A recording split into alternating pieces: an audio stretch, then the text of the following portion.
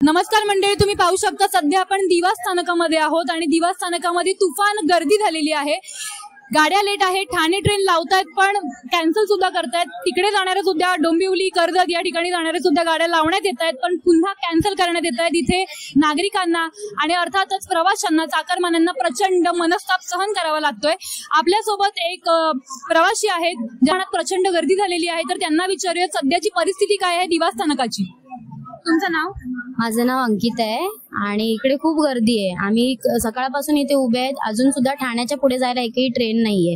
आम्ही खूप वेळापासून इथे वाट बघतोय आणि खूप प्रचंड प्रमाणात गर्दी आहे, त्यामुळे चढायलाही नाही मिळत आहे आणि ठाण्याच्या पुढे तर खूप पाणी भरले, त्यामुळे ऑप्शन नाही। आम्ही खूप वेळापासून इथे उभे आहेत।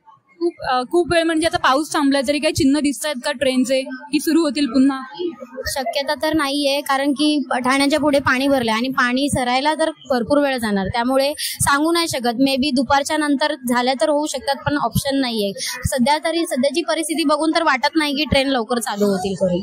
तर मंडळी पाहू शकता पाऊस कमी झालाय पण तरी सुद्धा मध्य रेल्वे पुन्हा पूर्ववत कधी येईल याबद्दल कोणतीही शाश्वती दिली नाहीये। अजूनही मध्य रेल्वेने याबाबत कोणतंही भाष्य केलेलं नाहीये।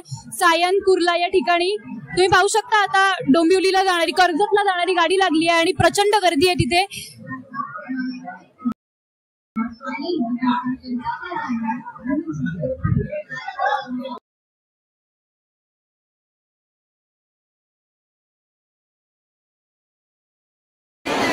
साक्षी पाटील, लोकल 18 ठाणे।